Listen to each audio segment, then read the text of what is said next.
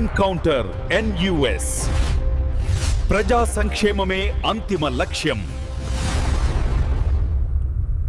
Welcome to the crime content news India channel. Suryapet జిల్లా కోదాడ నియోజకవర్గం కోదాడ మున్సిపాలిటీకి జరిగిన ఎన్నికలలో 1వ వార్డు లక్ష్మీపురం అభ్యర్థిగా సామినేని రజనీ నరేష్ భారీ మెజారిటీతో గెలిచి ప్రమాణ స్వీకారం చేసిన సందర్భంగా మంగళవారం రాత్రి డీజే సౌండ్లతో తమర మరియు లక్ష్మీపురం కాంగ్రెస్ పార్టీ సీనియర్ నాయకుల ఆధ్వర్యంలో భారీ ర్యాలీతో పురవీధులలో ఊరేగింపు ఘనంగా జరిగించారు. ఈ సందర్భంగా 1వ వార్డు లక్ష్మీపురం వార్డు కౌన్సిలర్ గా ఎన్నిక కాబడిన సామినేని రజనీ నరేష్ మాట్లాడుతూ, మీరు నన్ను తోబుట్టుగా ఆశీర్వదించి భారీ మెజార్టీతో గెలిపించి మున్సిపాలిటీకి పంపించినందుకు మీకు పేరు పేరున నా యొక్క హృదయపూర్వక ధన్యవాదాలు తెలియజేస్తున్నానని, మన 1వ వార్డు అభివృద్ధికి మున్సిపల్ నుండి అధిక నిధులు తీసుకువచ్చి మన 1వ వార్డును రోల్ మోడల్ గా వార్డుగా తీర్చిదిద్దుతానని,